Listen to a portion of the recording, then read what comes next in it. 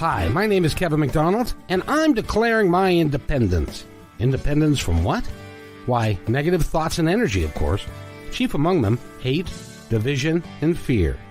You see, I know that we're all one, and together we can solve any problem, save our planet and each other. Please, join me as we come together as one and choose a better way to be. So now, let's begin with my independence report.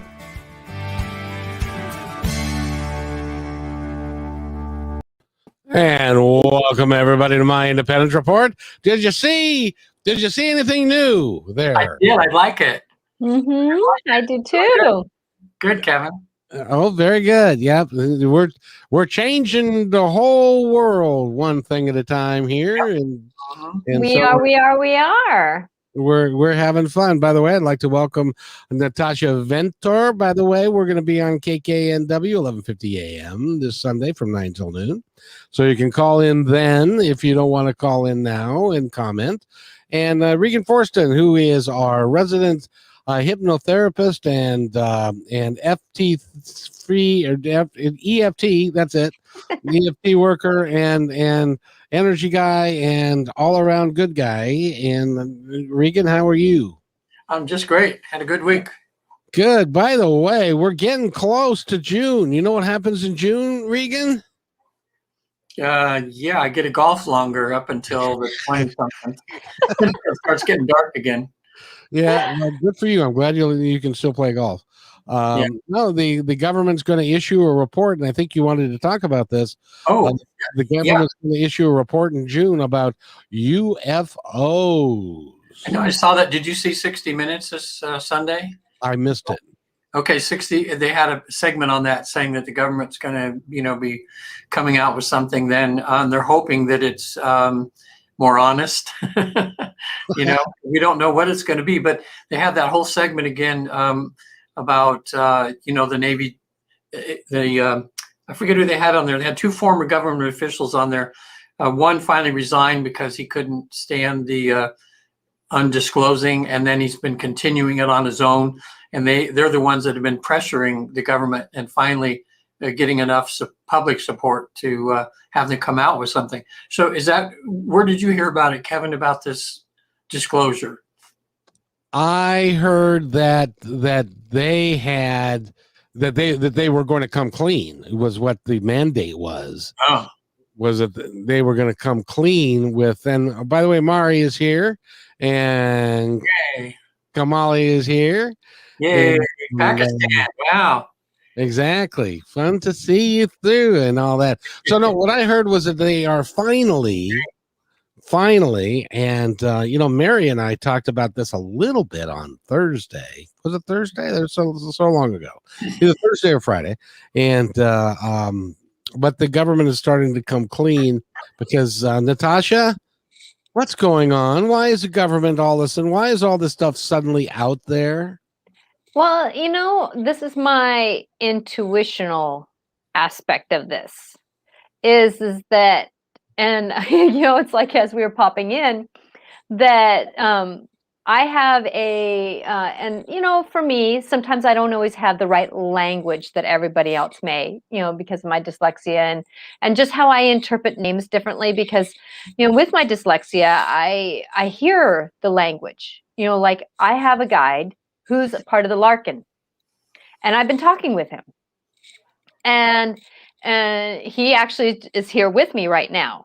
And he's part of my family, because I spend a lot of lifetimes on that planet and other planets. And he's saying that, we've been here, and he's actually talking to me. We've been here, and if you want to ask his name is like, type of name, not for me to I think I know interpret that right away, And bless you, did you have something in your throat just then? Exactly. And so with that, but I'm honoring them because that's their name that they choose to tell me. And so I want to honor that. He's fine with going by George too. He just said, he's kind of laughing. But, he's saying that they're here to protect us, And I asked, why are they all of a sudden, coming out, or why is it that all of a sudden things are coming out, and why is it that there's such a hiddenness? And he goes, we've always been here. And I said, why doesn't everybody see you? Because not everybody chooses to see us. It's that dimensional thing, that if you trust the dimensional, like me talking with kids on the playground, it's like one of them, something happened in my purse where something appeared all of a sudden, and she goes, did that just appear? And I went, yeah. And because it wasn't there before. And I said, that was my fairy. And it just came out of my mouth, because it's my language, but it just came out. But it's that part of believing. It's believing in the mysticness of things. And now the government is knowing that it can't hide anything anymore. It's too much in our faces to be able to hide it. Now, does that mean that they're going to disclose everything? But see, there's a shift, because when you're talking I must be dyslexic. When you're talking between the galaxies, or between different frequencies, you can't see that necessarily. But we're seeing UFOs flying around and doing stuff that we've never seen before, and those are in our dimension. Yes, right? Because of the fact that we, as a group of people, are starting to see between the dimensions. So it's kind of like, for us Americans going over to Ireland, who has believed in fairies, who's believed in the fae, all the different dimensions over there. To them, it's just every day. For us, it's new. So they would be able to see things easier than we would because of our blockages. And so that's where, for me, like, I was at Turtle Dance one year, and I knew they were there, and I can feel them, I can sense them, I could see them, but I couldn't see them, even though they were so close to the earth. But others could actually see them, because that's where their knowing was compared to mine. Now I'm different now, so I can see things with a little bit more grace than that, because I've broken through so many different layers of myself, working through things. My humanness had to work through some things, even though my spirit self knew it, but my humanness had to work through it. Yeah, on the 60-minute thing, Kevin, the one of the Navy people said that it was just a few years ago, and he was in the Navy there, and he said every day we encounter them off the East Coast. He says it was month after month after month as people were seeing them every single day. So their presence is big here. But about not being seen, that's what I want to tell you about. I had the most interesting client this week. That's why I think this is all synchronistic, and that even what we're doing here is part of this, getting people used to the fact that we're not alone in the universe. We're doing our little part here by having the show. I had a client this week that came in for, to go Life Between Lives. And for people out there listening, a lot of you know that I work with the Newton Institute. We get people in a real deep state of trance, which most people can achieve. And they go to a past life, and from there, boom, right to where they go between lives. It's magical. Anyway, the client came to me, he said one of her questions she had on her, because I have them fill out do a lot of homework before they come. She said, I just have this feeling of being dropped off on this planet. I said, I don't feel like I'm here or something. Well, in a deep state, I had her go to a past life. I says, okay, what colors? I said, put out your hands in front of you when she's going to a past life. Put out your hands in front of you, and what color's your skin? Of course, I'm going to hear, white, black, brown, yellow, all the colors here. And she's looking at her hands, and she goes, light blue. I was going to say blue. I should have just said blue, because it was blue. Yeah. I said, look down at your feet. And because she's in trance and her human self is not believing what she's seeing, but this is what she's experiencing. And I said, look at your feet. And she said, they're blue too. I said, what's on your feet? She says, nothing. I said, how many toes do you have? And she goes, 3. I says, and her fingers, she had 3. And I said, where are you? And she says, well, I'm in this town. And I said, wait a minute, what are you looking at? And she was describing earthlings, people here. And I said, well, aren't they seeing you? And she says, no, they can't see me, And so when we explored that further, she was just dropped off here to get information on the human beings, how they act and what they do. And she said in Earth years, it was a long, long, long, long time she was here. And whatever she would see and think would be instantly transferred to some higher thing, And then we went further, and it turned out she incarnated from that. She went to incarnating in a human body for 67 different times to learn, in other words, she learned it from watching first, and then they had her incarnate, and she actually had 67 different lives, and now she's to the point where she knows she's on this mission to kind of maybe be a life between life therapist, just like me, to do her part. But it just shocked her, and what a beautiful human being she was. I mean, she's just who we would, she might even come on the show sometime, and just talk about her experience or something once she gets to integrate all this. Mm-hmm. So it's just interesting. We start talking about that last week on the show, and then now they have the 60 Minutes thing. They're going to do the reveal, as Kevin said, next a few months. And then I'm starting to get clients that are, maybe off world and here to help.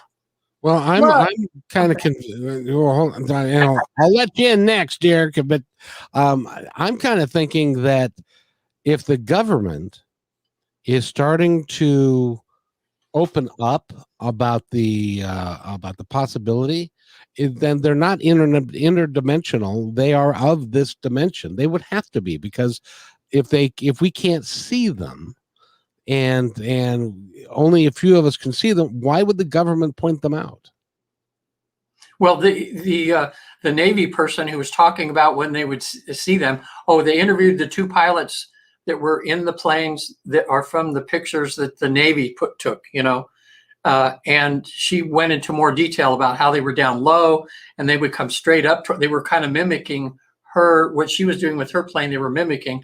And then with the two people, she had a co-pilot, I guess, in her jet or whatever. And she said at one point, they're right in front of her and then they just vanished, just like boom, gone. So from what I understand, that they're interdimensional, and that, they can, depending on how they shift their energy, they could be solid in here or vanish. And we don't know how that works yet, but that's what it appears. And you hear so many of people talk about where they were looking at the spaceship and then it's gone, Maybe it's another Star Trek episode. Natasha, what do you think? It's that cloaking. I always tell the kids, at school, that movie called Men in Black? It's like you never know who is what and what's who. It's like that cockroach that's walking along and somebody chooses not to step. Thank you for not stepping on me. It's like you never know what is where and where's what. And it was like back at that last scene where they're looking in the lockers. It's like there's a smaller locker that we as adults are looking into, and then the final scene was they were in a small locker being watched. And that's basically, if you can kind of get that idea, that's how interwoven this whole thing is, and that's why they have that cloaking thing down 100%. It's just what they are. It's their nature. Yeah. We're just behind, in a sense, in this generational process. Now, other times on this planet, we've been where they are. We've known how to cloak ourselves. We've known how to, and there's some tribes that still are not seen because they know how to cloak themselves. Yeah. That's why there's some tribes back down in South America that people are just now starting to find because they've been cloaked. And that's where, like, Sasquatch or Bigfoot or whatever you want to call him, that's why he knows how to cloak himself. That's why, you'll see him walking into the trees and then he'll disappear. It's not a novelty. Yeah. We're the novelty not knowing it. We know. So it's funny. We're just looking like so much every week. It's more like we're the kindergartners. You know, we really are. So are they flesh and blood? Are they do they have substance? Do they have matter, or are they pure energy? Yes and yes. Yeah. All right, now hold on. There's some guy in Oklahoma that's going, "Hey, Marge, come over here. These guys are nuts over here." Well, no, wait a minute. This week they just came out on Prime with it's called Among Us. So if you guys watch it, go to Prime and watch Among Us, and it's all about the alien abductions, and it's done really, really well. And they interview many people that have been abducted, and they're just the hypnotherapists that have done. One of them's done, I think, 1,100 abduction cases, and so he's kind of knows, putting them all together, kind of what's happening up there. But they're doing it so out in the open now, and even this young boy or something, who he's like a teenager now, but he talks about this whole thing and about his instructions of what they want him to do in this life to something they want him to invent or research or something to kind of help humanity. But one lady up there said what she knows of, she has 300. They used her egg. She remembers being in the spaceship. They took her eggs from her, and from that, so far she knows she has 300 star children, and they look different. They do, but that's the thing that there's an understanding that there was, and I'm going to just call them the Greys, because that's the language that a lot of people know. That during the 60s, well, before that, but I'm going to just label 60s, 70s, and 80s, when there was a lot of those abductions, that they were doing experiments. They got in trouble for that because they were going against the universal rules of doing harm to others. Now, the cow mutilations and everything that I've been hearing, that it's a way. The cows are on this planet. Okay, so they're of blood and they're of texture, and they've got skin and stuff. So they can do experimentalness on them where they can't do it on us humans. Because cows have given life. They had a contract back when cows decided to be part of cows, is they would give life to us humans. And so they were part of that signature of that they would be willing to give.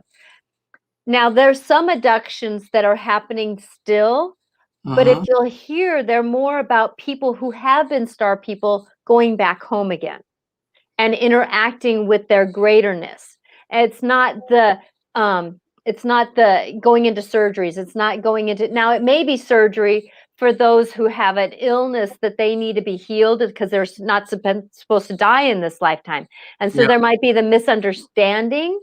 But yet there's not the experimentalness done as much now as it was back then, because that was against the universal rules of you don't do any harm to someone who did not give you permission. There's wars, there's this, there's that, just like any place, there's disagreements, but there's that blatant disregard for care that is against the universal rules. And it's hard to put it in words, but it's that basic do no harm, do it to others as you want to do unto you. It's that basic universal rule, follow the general rules and everybody gets along. Now, do you think that maybe they just wanted a nice steak? Yeah. Well, they leave that part. They leave. They dump. They just take the blood and tissue, I guess. But in that Among Us, which was on Prime, there was a woman that's on there that was a twin, and she said she knows that she's genetically been changed. Like she says, she's like part alien in a sense, because they found out that her genetics are different than her twin is, and that's not possible. In the womb, they were, they were there. And I got to tell you about my other client this week too. I just had two of the most interesting, beautiful people this week.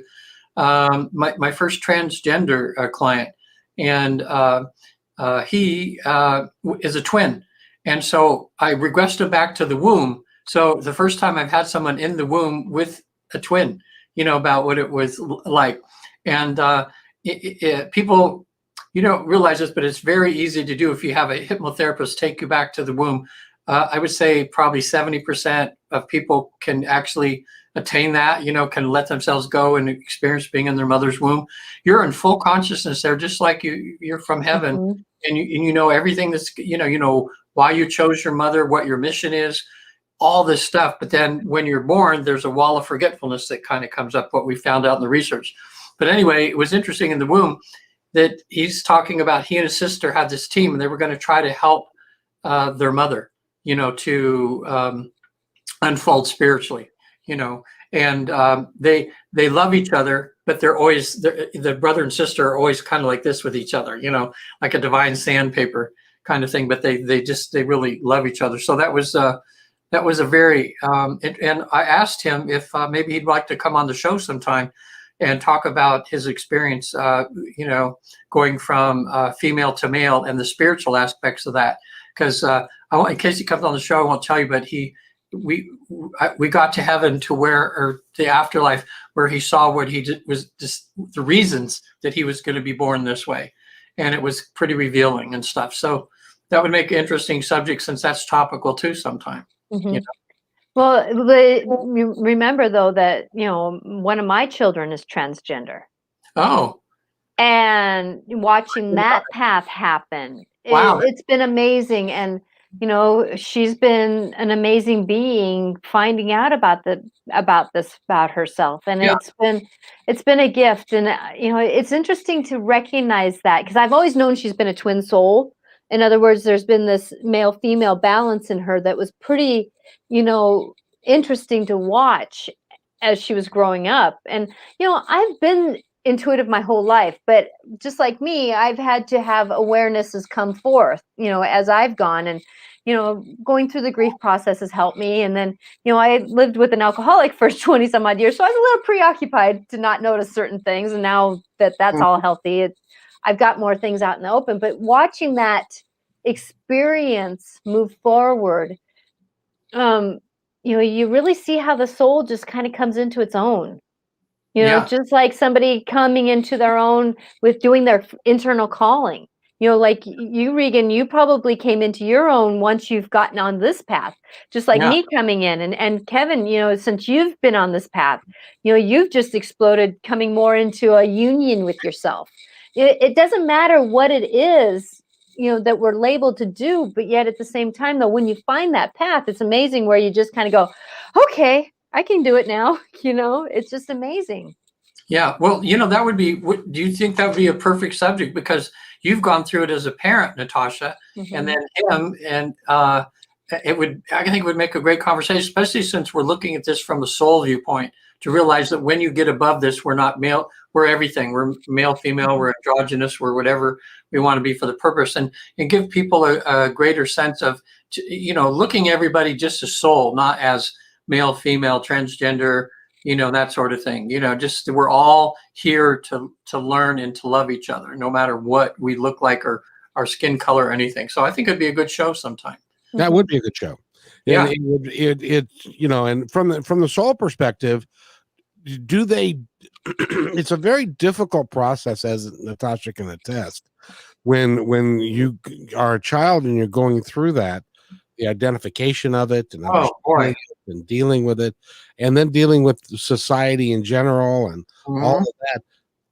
Is it because now in Dr. Newton's work, he says that people do that because they're taking on more than they're taking on more of a learning experience, more effort, more. That's why people who come in and are gay or whatever, their legs don't work or something like that. They're taking on more. Is that kind of your thinking as far as transgender goes as well? Yeah, I think so. They know there's going to be more difficult. For instance, a number of them in the 65,000 plus now that the Newton Institute's taken to the other side, when that's been explored, when we've had people that were gay that were asking why, a number of them have said, well, because they had to learn to deal with adversity. They had to learn to, in other words, turn the other cheek, when people are cruel and mean, and that's a tough lesson. That's a hard lesson. So, I mean, they're brave souls to come down and to have to go through a bunch of the other people down here that aren't so evolved, and the cruelty that they have to submit themselves to. So, yeah. Natasha, I don't want to get too personal here, but does your daughter know that this is a tough existence for her? Oh, she totally does.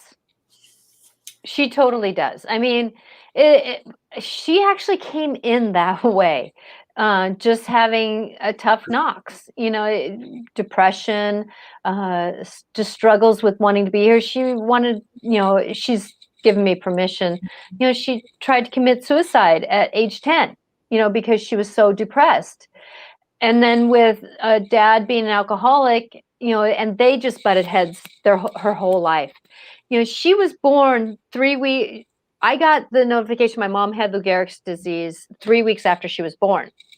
And so with that she's lost two major people, my mother and her uncle, within the first 4 years of her life. And then soon after that, grandma and grandpa, so we lost the whole family in 7 years.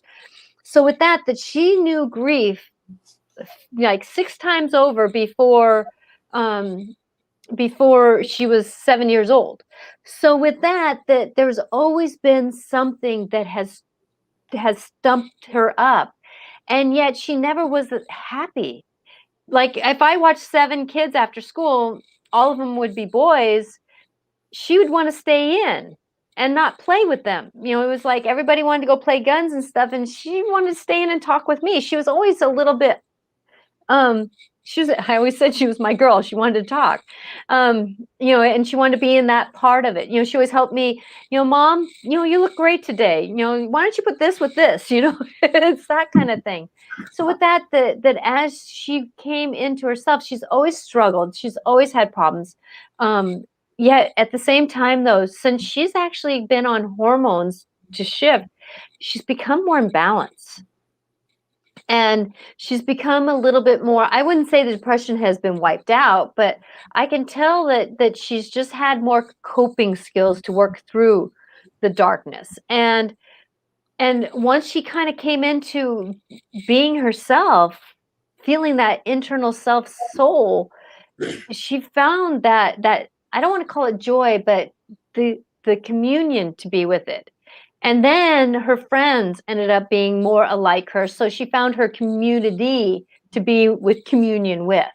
And that's been helpful. It's been an amazing journey to watch my child that I love so much, And then I always kind of joke that I got my girl after teenagehood, so I didn't have to deal with all the politics, and she laughs at that too, but it's just one of those things that you kind of deal with what it is. But in my family, it was interesting because my husband, he comes from a military, Lutheran, Mideastern,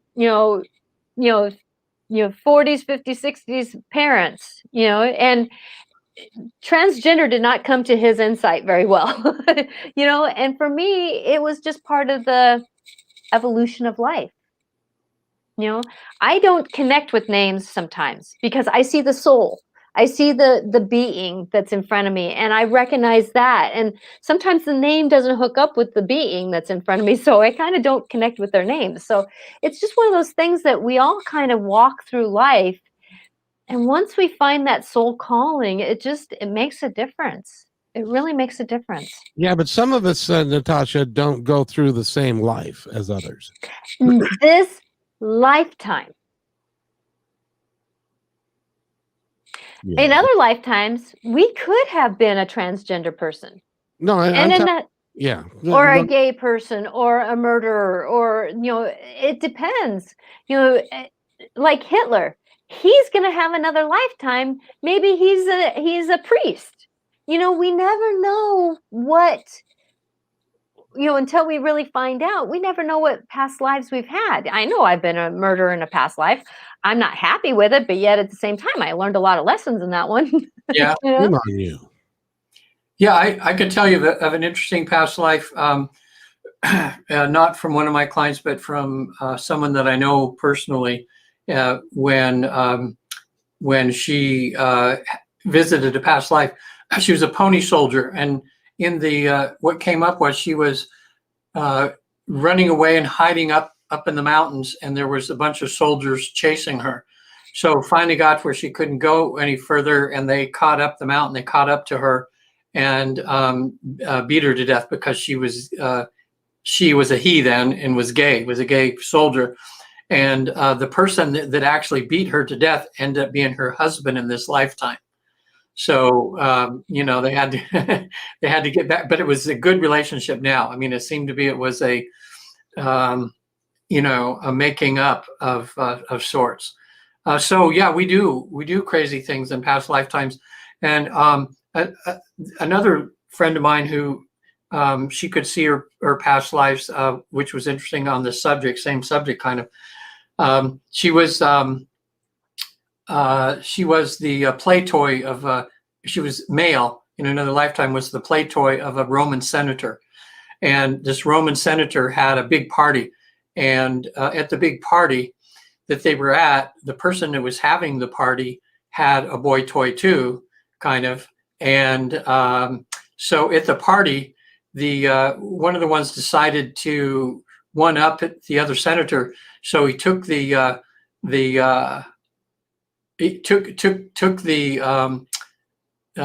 boy that was his boy toy in a sense like that, and had him hooked up to horses and pulled them apart, just to show the other guy. I don't know, it was something like that. Well, anyway, in this life, the man who did that, came back. The person that was torn apart came back as a crippled child, and that senator in this lifetime was caring for him his whole life. So it was like making up for what what he had done. He had to come back and care for the person that he had killed in another life. So when people visit these past lives, it's very very interesting. And I don't want to spook anybody out there that they have, because if you start to if you're in a past life and you're having some trauma come in, it's real easy for me to give you the choice of either experiencing it in the body or watch it from above. And most people will go, I'm watching it from above, Mm-hmm. So you don't really go through, because sometimes that scares people off from doing a past life regression because they think they're going to experience trauma all over again. All they do is they get a really viewpoint, like watching it in a movie. And then that's really impactful for them sometimes. Mm-hmm. Well, and I say the same thing because it's like, for me, like observing myself being the murderer, I don't step into being that murderer. I step into what is that lesson that I was supposed to learn there? Well, it was about how my energy affects others. And so in this lifetime, I can really see when there's been a couple times where I used my voice a little bit and it was like, oh yeah, I threw my energy, didn't I? Ooh, that didn't work very well, did it? So there's that recognition of how can you take what happened in another lifetime and apply it to this lifetime. Yeah. There's always, and that's the greater picture of this. And when I do past life regression in my own way, I don't necessarily do it through hypnosis. I do it through my intuitiveness, that as we do that, it does come up to being more of a recognizing of experiences. Because we all have been something, but it's like, what can we take those experiences to bring this forth life a little bit more grace, a little bit more ease, a little bit more, oh yeah, I can see why that happened for me. So I can do this a little differently now. Yeah. And Kayla has a comment. She says she believes a few days ago, and Natasha, you might want to weigh in on this. She had an Indian guide come to me, but she lost her train of thought and lost it. It was so bad. Was that a dream or did that happen for her? No, that did happen for her. Yeah. And the thing is that I want you to know that visions do that. Even mine, it's kind of like a dream. You can lose your dreams. You can have these conversations. What I would like you to know, though, is that whenever we have, or you or anyone who has this moment, that ask that knowing to come to you in into a knowing, bring it into your whole mind, body, soul knowing, so that you can experience that vision. because sometimes we get those downloads. I call them flybys, where it's like a fly flying by, and it's like you want to reach in and grab it. And our concentration, even my concentration, I apologize to my guides. Oh yeah, we were having a conversation, weren't we? It was like, so take that, bring it back down, and just ask it to be in your knowing, because that guide was mainly here to say, I'm here for you. I'm here to help you. Now interact with me.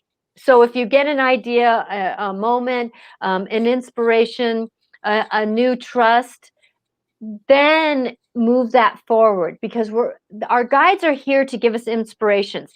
Now, remember, if you hear something negative, like you're stupid or why did you do that, you crazy person, that's not them talking.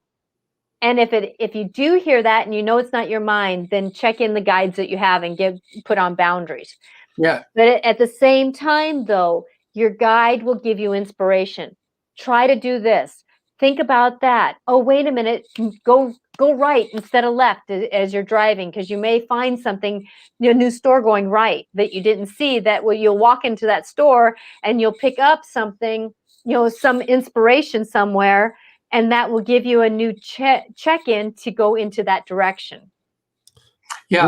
Regan Caitlin has a question for you, which is, how do we know our connection to our past lives? Okay.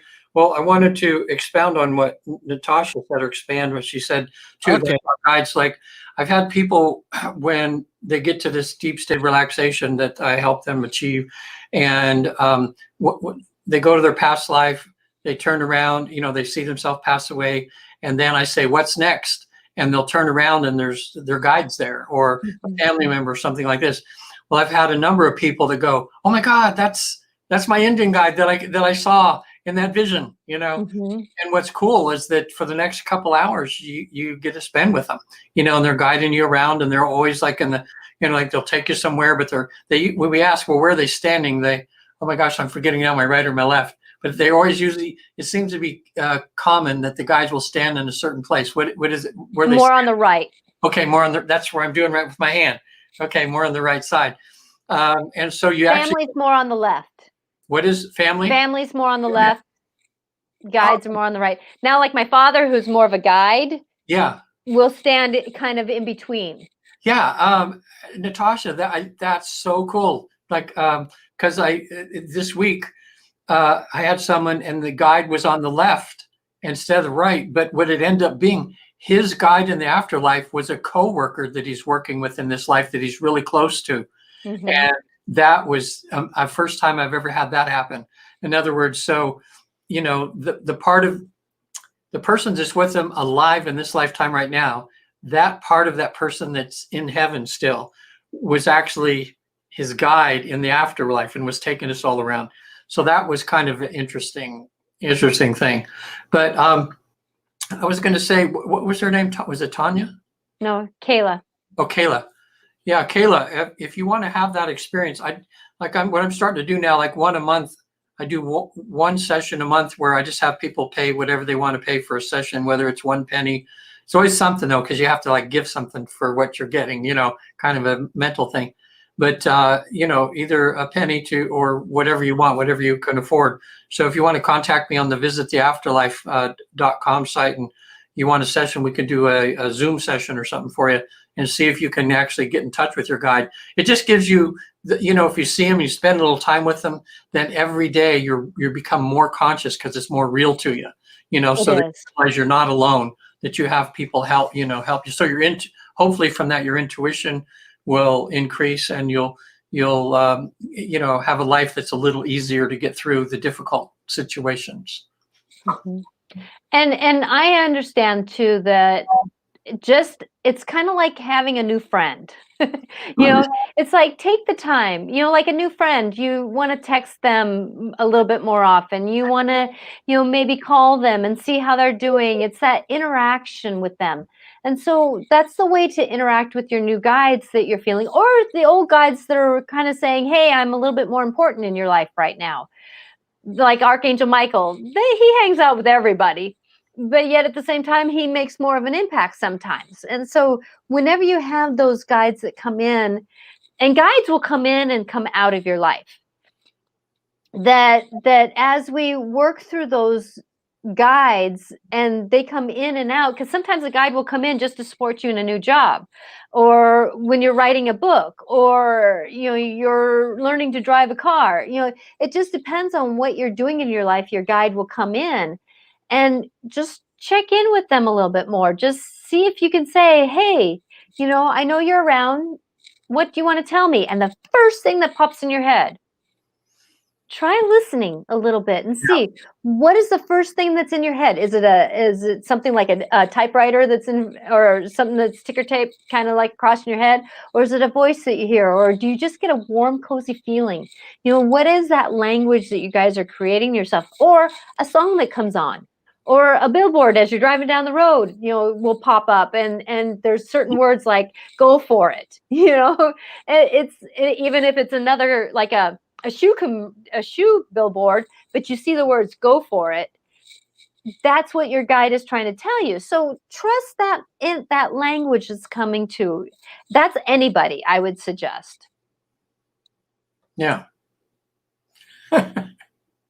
It's amazing. We're never alone. People think that we're alone. We're never alone. Now, guides may give you some benefit, like being in the shower or certain private times. But yet at the same time, though, we're truly not really alone. We're always having support, no matter what your belief system is. Everybody has angels. Everybody has the fays or the elementals. And there's different meaning or different beings around us all the time. Past lives. I mean, we got family members, animals that hang out with us that have been around us for a long time. Like Kevin has his dog that pops in on him a lot. It's like, even though this dog is passed, we have these beings around us because they want to support us. Don't you ever think sometimes, like, in a way, you go, people listening to this, they go, well, how silly, why is the song going to just all of a sudden come on the radio and it's got the words I want to hear? It's like, why are they communicating with like that? It seems so infantile. Like, why don't they just tell us? Why don't they just show up in our room and just tell us face to face or something, instead of appearing to you in dreams or giving these God sightings, these little things. But I don't know, but in the research, that's the way they do it. So it is the way they do it. And it's not something, it's kind of like people who channel star beings. If they plop down in front of us in real life, you know how scared to death us humans would be? Yep.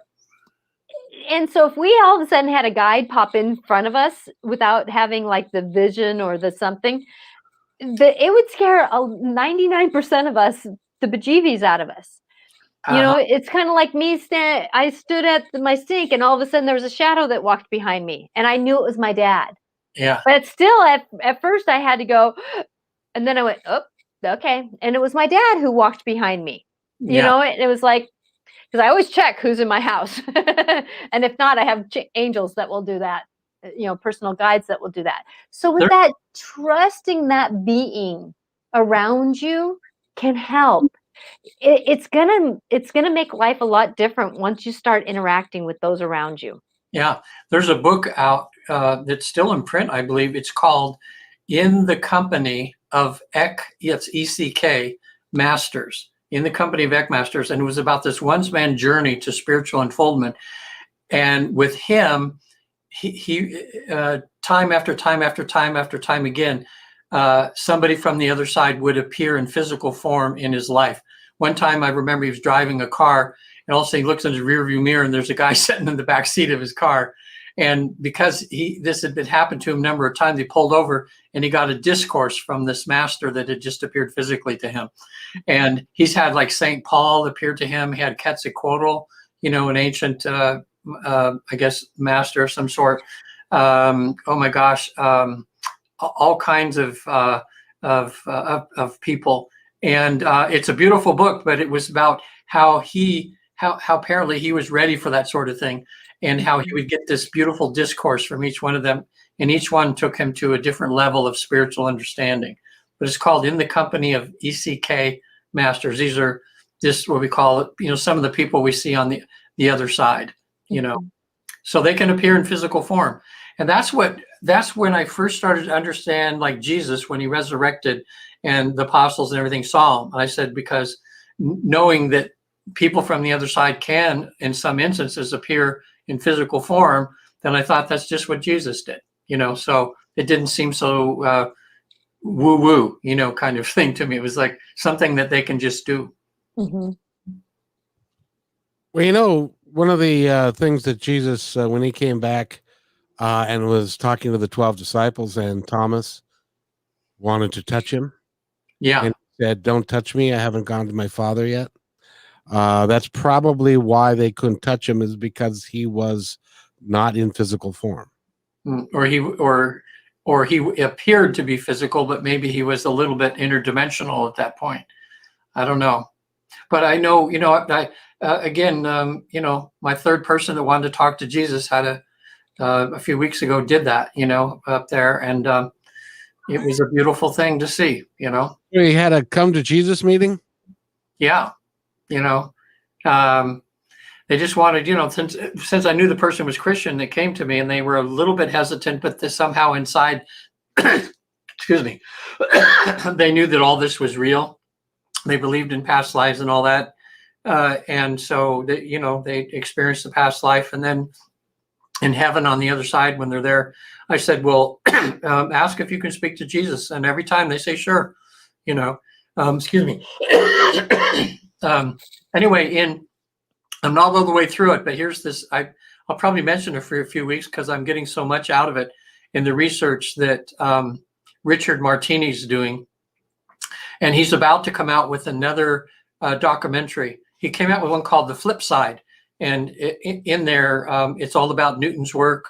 And matter of fact, I think I mentioned him, Kevin, last time. He might be a good for you to contact to come on the show, because he's like one of us that's just all he's doing is research, with mediums and with Newton people. Excuse me. And he's been to the other side 6 times now himself through Newton people, and has some amazing experiences. But he's coming out with, it's going to be on Gaia, and it'll be called Hacking the Afterlife. Flip Side is what's on there now.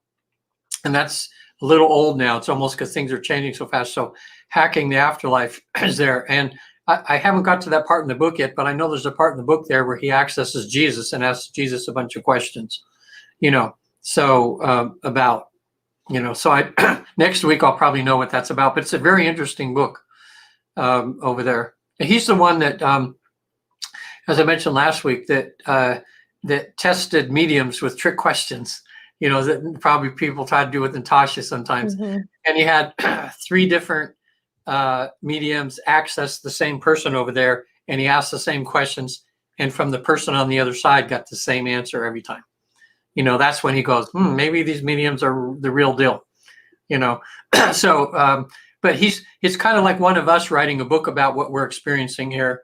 And so, and he's a movie producer, so it's interesting that he will talk to some people he knew in Hollywood that have died.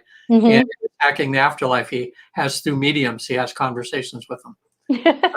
It's amazing to be able to reach out and do that. But it's amazing how these people who have significant influences are starting to get the awakening, to make this a bigger picture, to bring in the greater good, that we are not all.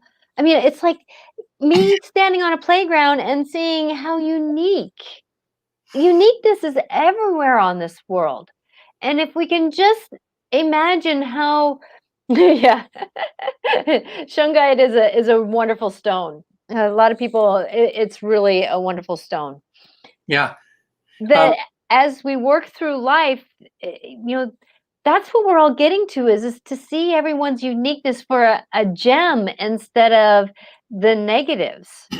Yeah. One of the guys, and gosh, I wish I can see him in my mind. He was a really great actor, and he's over there, but he was a lifelong atheist. And what he's told through several mediums, he says, look, tell people on this side now that there is an afterlife, and to stop spending all their energy trying to prove that God doesn't exist, because he does. So don't waste your life doing that, and get to work, because there is an afterlife. Maybe next week I'll have his name. I tried 2 weeks in a row to remember his name, and I can't remember it. But somebody you would all know. And what was Mr. Martini's first name? Richard Martini. He has his book is Hacking the Afterlife, but he has 44,000 followers now. That's what we're trying to build up to. On his he does a weekly show also somewhere, but I haven't seen it yet. And he answers on the internet all kinds of questions about the afterlife, about what he's found in his research and everything. But really, I bet he'd probably come on the show, because he just loves this kind of thing, and because he has different people on his show, from time to time. So that would be interesting.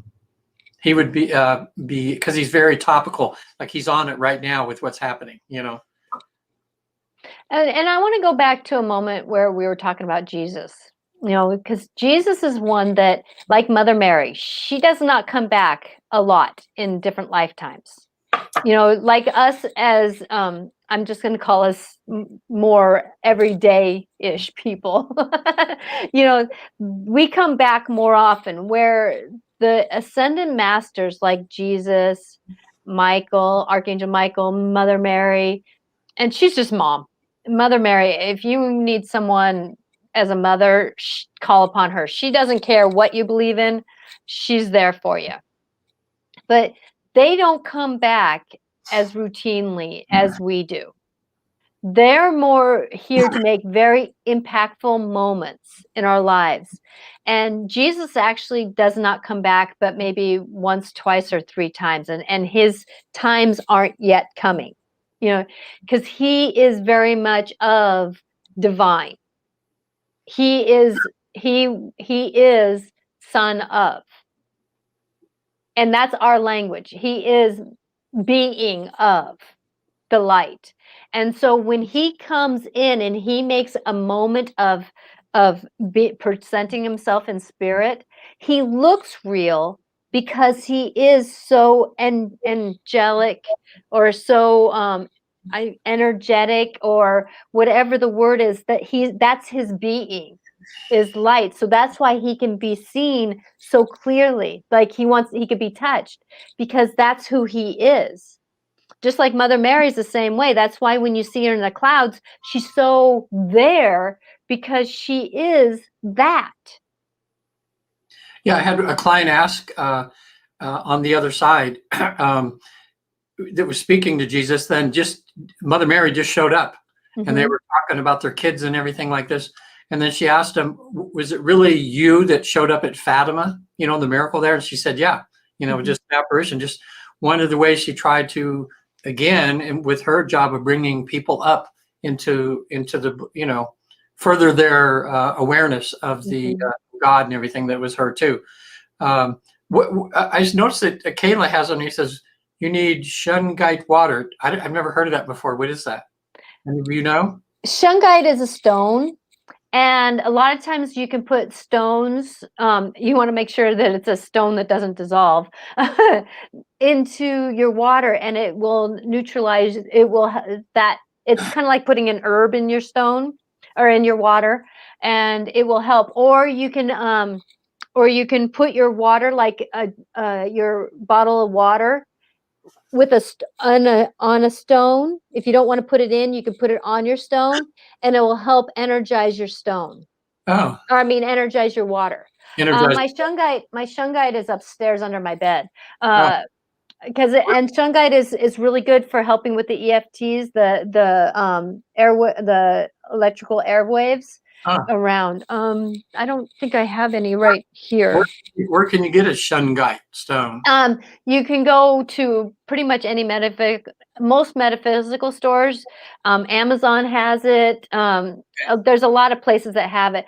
I personally like to, if I can, pick out my stones more personally, or through someone who's looking for a stone for me.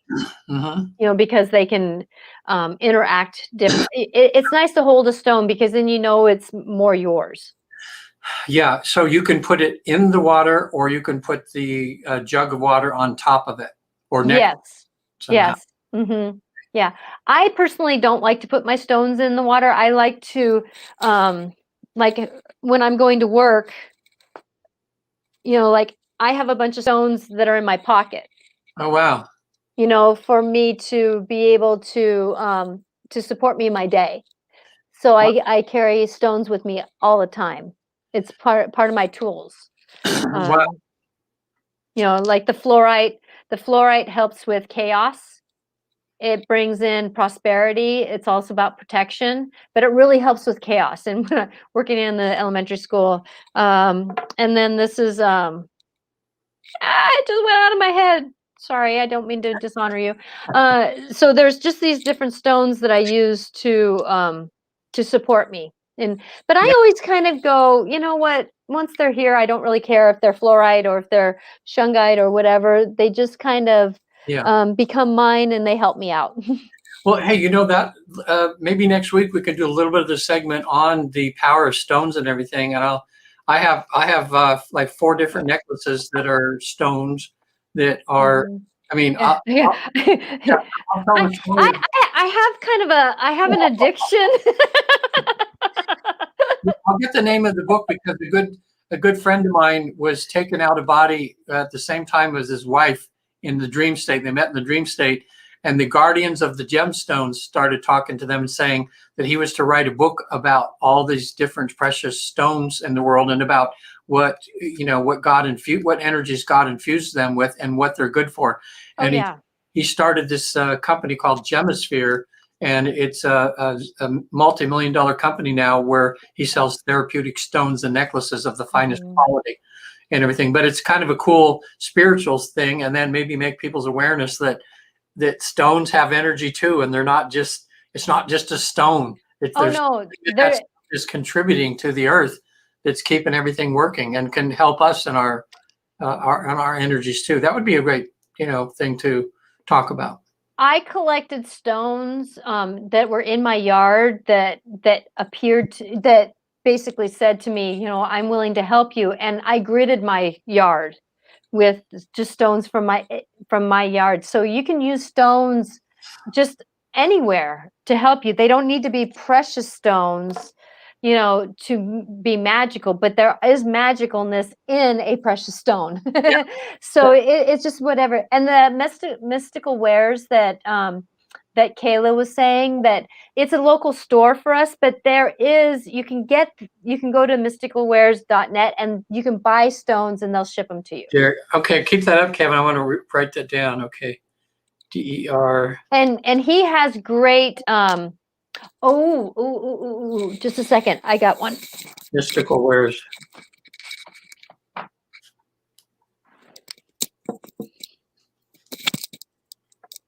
Okay. This is a shungite dragon that I got. Oh, wow. Look at that. From him, that they had.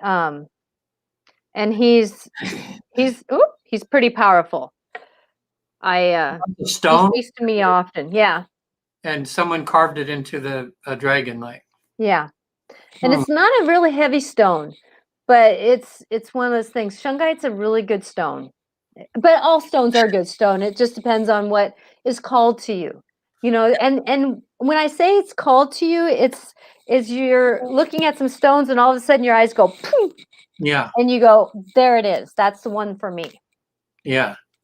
Well, see, that would be interesting, Natasha, since you know a lot about that too, because I've always wondered, so you have all these stones and then you have to figure out, if you mix can you mix 2 wrong stones together and their energies end up causing something negative?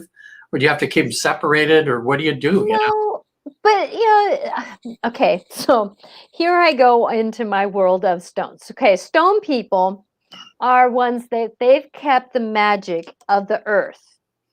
Like you talk about this crystal, they've kept the magic of this earth for eons. They've been here since day one of Mother Earth.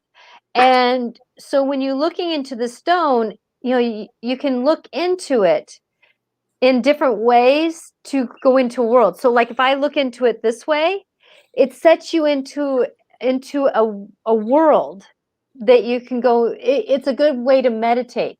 Now you can get two stones that may not be friendly together because they're just not the being of this stone and the being of this stone may not enjoy each other, and they'll just kind of feel you'll just kind of feel like, yeah, you don't want to be worn with that one.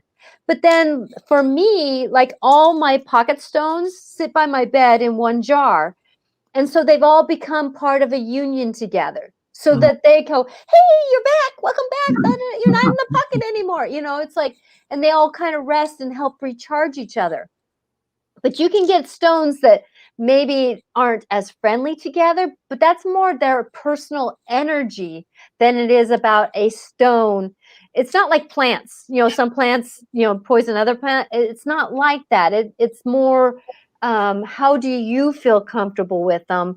And like, there's sometimes when I'm buying stones and the person wants to put them all in the same bag. And I said, wait a minute. No, it wants to kind of wait a little bit before it starts doing that, because it needed some time to integrate into my energy by itself.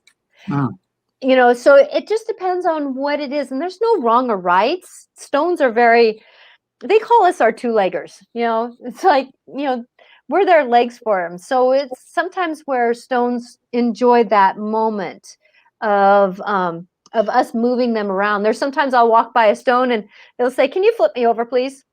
Because it wanted to be flipped over. Can you move me to the other part of the yard so that I can be seen? Or I get, rocks on the playground. Can you pick me up so I don't get kicked anymore, please? But they're very simple. Now there's dead rocks and there's very alive rocks and there's things in between. It just depends on how you interact with them. Wow. Yeah, see, that's something too. Even talking about it now, I can feel my little discomfort zone coming up of like thinking about, oh my gosh, I'm talking about this. People are going to think I'm crazy. But in the work that I'm doing now and everything I'm finding out, that's something I think I should explore a little more, because I found out every time that I have this feeling, if I investigate something to people that actually understand them and everything, and then I go, oh my God, this is so natural, normal, whatever, So, if we do a show on that, that'd be something, because it could be me. You can help me get educated a little more so I don't, can understand more about it, because I know I've got my foot in the door, because I have some necklaces myself that I got. Like, I was performing for his company and he paid me in gemstones instead of cash, and I have this one necklace. It's like almost, I think, $2,200 just for the necklace, but it's this, and I forget the name of it. I knew a week ago, but now I forget. But and I just took it off because I had to shower, and they say it's best to take it off when you shower because you don't want to get the thread that they used to use silk, but now they found another way. I don't know if it's hemp or something to go through it, because regular string or wire would hurt the energies of it. So they had to find a way to do it. So anyway, yeah. And there's some stones that don't do well, like amethyst don't like light. Oh, they would rather be in dark. Selenite, this kind of stone, it's the threads you can actually get slivers from it. It'll actually dissolve in water. Oh, wow. So you don't want to put it in water. But this kind of stone, the selenite stone, is great for combing your auras out. It's like combing your hair, but it cleans out your aura, and it just kind of refreshes you, heals some aura holes that you can have, and that kind of thing. Yeah. I know I read a book one time that's about how to see your own aura. And I remember, and I, even after that, every once in a while, I'm somewhere and I'm look like someone's giving a speech or something, and I think, oh my gosh, I think I'm seeing their aura, but there's that part of me that goes, no, that you're probably just shadows, light, something like that. But I think sometimes I actually do now, just from reading that book, which was kind of interesting. So, Kevin, I think we've been all over the place today, haven't we? That's our normalness, isn't it? Yeah, we've been just all over the place. So how long do you guys want to go? Yeah, just wind you up and just and let you go, so we can stay as long as you like. Yeah. Well, I got a sleeping bag up over there. I get. I don't know. I guess. Well, we have some topics for future shows. We can expand on the the power of stones and the aliens is good. You know, when this is what I'm thinking, when some people see this show on the internet a year from now, they're going to be hear us talking and they'll go, oh, that's old news, you know, about UFOs. It's like there's going to be so much more information and everything out there. But the star beings use stones to conduct the energy. So that's why there's some places where there's more pop there. It's a place, I lost the word. You know, it's where they are. There's their entrance and their exit into the planet. Like New York City is an exit and entrance place. But they don't need that because they can move around at will, doing anything they like at will. And they can be invisible at will and do anything they like at will, which is why I'm not so upset right now, because I want them to land on the White House lawn, and they're not going to now because they're invisible. Yeah. But stones can conduct the energy like a crystal, you know, can conduct the energy to help them support that life that they're doing. Yeah. You know, you have like a part of, there's one like Lemuria, you know, they actually overused the crystal's energy and it kind of short-circuited them. You know, it's just one of those things that, you know, you can use something to help, you know, what we're doing. So it's just amazing. Stones do help. There's certain energy fields in the planet because there's certain rocks in that area to conduct that. Yeah, you know what? I wonder, I haven't talked to him in a while, but I'm going to put down here, I might be able to get, his name is Michael Katz, K-A-T-Z, and he's the founder of Gemisphere, who's had this experience. That would be awesome to have him on the show and actually to tell about his experience and how all this came, and to kind of, you know, enlighten us a little bit. From what I understand, he was given a discourse on the diamonds, but they've refused to allow him to write about it for the public yet, because the energies from that could still be used in a negative way. Exactly. And that's why we don't have aliens landing in our planet, because people are going to misconstrue what is truly happening. Right. Yeah. So I would say to the government officials out there that are doing this right now, that if you do come out and you're admitting that there are maybe visitations from other worlds and that, they're going to start to have to interview people in our circle all the time, because we know a whole bunch more than they do already. And if they want to find out if it's friend or foe, what they need to start doing is looking at all the evidence that people like us have gathered over the years and been a little shy about talking about, because they try to make fun of us, you know. But now with all this out there, they can get up to speed really quick if they take all this knowledge that there's thousands and thousands and thousands of people that have had visitations and things like this. And I would say that's the first thing they should do, so they know whether these beings are friend or foe, or how to proceed, you know, because there's a lot of information out there. Now, Kayla says, can't wait for future shows. Thank you. You're welcome, my dear. Could you please leave a name of the books and the content and their contact info? I don't have any of that. Do you guys? So what books are you looking for, sweetie? Because there's a lot of books out there for stones. There's a lot of books. I can back here, I have like 5 of them that bring up different knowings of things. And for our contact information, we'll tell you that at the end of the show. In just a minute, we'll tell you. Yeah, there's many different books. It just depends on what you're looking for. A lot of times for like stones, I will look up, you can even Google them. You know, you don't even really need a book. You can even Google like fluorite, what the fluorite means for you. But the thing I would do is pick up the stone and hold it and feel it and ask, are you here for me? And many times if it jumps out of my hand, no, it's not really for me. Now I have a ball down here. Sorry. A ball down here that kept jumping out of my hand because it didn't want to be put on the table because it wanted to come with me. So when you do that, you know, it's just checking in and being a part of the team with the stones. It's that interaction. And remember, when you're listening to spirit, it's about listening to the first thing you hear, that first feeling you feel, because the mind will tell you you're screwing up. Your mind will tell you this isn't real. But that first thing that comes to you, and you practice that, you'll start hearing more and more what does the stone want? What do we need to have? Where do we need to go with this? All right.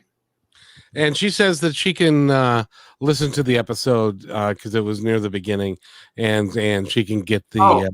Okay, Kayla. The Richard Martini books. One is called "Hacking the Afterlife." I got the ebook version, and I've been reading it on my phone when I've been different places, page as I can. He also has a book called "The Flip Side," which is good. Also, in the work that I do from the Newton Institute, one of the best introductory ones is the one that Kevin first saw, which is called Journey of Souls. And it's about 27 cases of people that are going through what I hope I can take you through sometime. And then after that, he wrote Destiny of Souls, which goes into more detail. And then besides Destiny of Souls, Journey of Souls, there's one called Memories of the Afterlife.com. And if you go to my site, Kayla, and on the contact page, ask for a free, I'll send you two of my books. One's called Reincarnation is Real, about the current research being done with reincarnation, which you'll surprise a lot of people. And the other one is 3 hours, 33 minutes in heaven. And that's about the time I spent there and what I learned and what I saw and did. And I'll send you a free ebook of that too, if you like, because you're helping support the show. We'll support you. Kayla, make sure that you subscribe to the channel. That would be very nice of you. Yeah. And since you're it depends on you're on Facebook. Remember, you can go to Kevin McDonald's My Independence Report, or you can go to my YouTube page, which is Natasha Venter, and get and subscribe and know when we're going to be on. And we're always on Mondays and Wednesdays at 4:00. Well, some of us are on Mondays and Wednesdays. Regan is on Mondays. I'm on Monday. Regan's on Mondays. I'm on Mondays and Wednesdays, and Kevin has a lot more. He's on at different times. Yes. Okay, got it. Thank you. My number's always 333. Wow. Thank you, of course. So yes. You're welcome. That's people on the other side are talking to you about 333. Apparently. Yeah. Mine's 9/11 and 7/11. 7/11 is my birthday, and 9/11 is about endings with magical new beginnings. The other thing I know about 7-Eleven is burritos at 3:00 in the morning when I was 22. That's true. Actually, that's how I had my husband remember my birthday. See? And ask your husband that if he'd ever had a craving for a bean burrito at 3:00 in the morning at 7-Eleven after when he was drinking. He'll say yes. Probably. Probably. Natasha, what's your information? How can they get a hold of you? My information is angelicclarifications.com. That's angelicclarifications.com. And you can reach me there with to email me or set up a session, because I do a lot of this work with past lives, with learning why are we here, the greater picture, how to listen to your intuition. As you can see, stones, there's not much I can't do. So with that I do a lot of times meditation, where we go in and we do talk to our guides. And it's amazing the awareness that has come to my clients they've even gotten their own dragons doing this. And it's been amazing, their new awarenesses that have come to them as they've walked the path with the ones that can support us. So angelicclarifications.com. And Regan? Okay, visit theafterlife.com. There's videos on there. You can actually watch a young lady going through the process of going to a past life, going beyond that to the afterlife, where she goes in between lives, and all of the amazing things that happen to her there. This is something now, I mean, we figure we've proved reincarnation. I mean, we've had 65,000 people. We have about a 90% success rate. People say, "Oh, I can't get in that really deeply relaxed state." I mean, if you can fall asleep and wake up, you can. And so most people have that experience. So what I do is people come with a list of questions that I have them prepare ahead of time, and a list of the cast of characters that are in their life. And then when you're in that deep state, you're able to expand your consciousness to the other side. And you can visit people that have departed, ask questions from some really wise masters or teachers over there to help you in your life now. God is so much closer than we want to think he is. And he wants us to be able to have as much communication because the world needs it right now. We need everybody to raise their consciousness up so that we can save this world here and move in a positive way. And we're really doing our best. But Kevin and Natasha and I, that's our thing, is to just make people aware of how they can raise their consciousness. So get a hold of me there. Go to the website, visit theafterlife.com. And if you have any more questions, you can get hold of us, get a hold of me on the website. Oh, very good. And so it's great to have you. And Kayla, by the way, says that she checks and checks. So she did something. I don't know what, but she did something, and that's great. So Regan's going to stick around for a moment, and we're going to stick around for just a second. Sorry, folks, it's the end of the show. We got more people now listening. Thank you for hanging out. You know what? While we got 4 of you here, I want to play something for you real quick. And it's a gal that I interviewed on Friday. She's 14 years old, and she's been given 2 international awards for this song that I'm about to play for you. So before you go, listen to this real quick.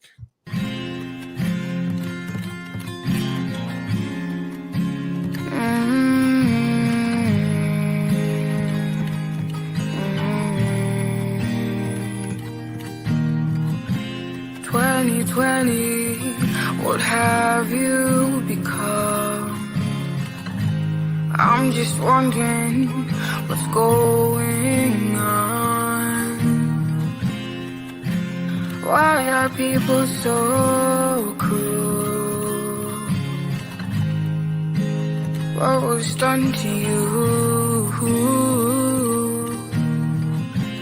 People preaching truth, they're getting ignored. Don't even know what to do anymore. Have they not realized that it's time to make it right?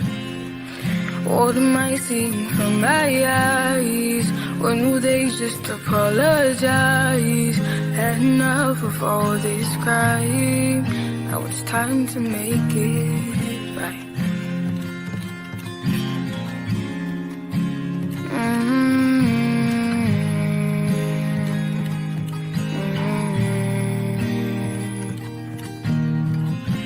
2020, what have you become? I'm just wondering what's going on. Why are people so cruel? What was done to you? People preaching truth, they're getting ignored. Don't even know what to do anymore. Have they not realized that it's time to make it right? What am I seeing from my eyes? When will they just apologize? Had enough of all this pride. Now it's time to make it right.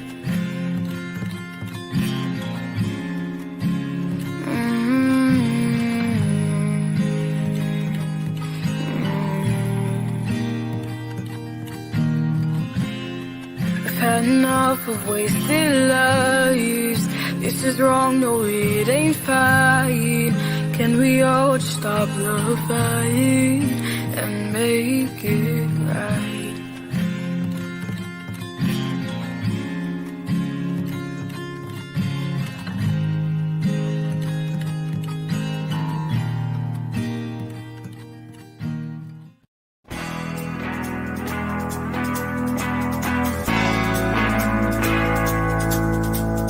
Hey, and thanks for listening to this episode all the way to the end. Hey, pretty cool. Hey, don't forget to follow us so you can receive regular updates and new posts. And remember, take care of each other because each other's all we've got. See you next time on My Independence Report.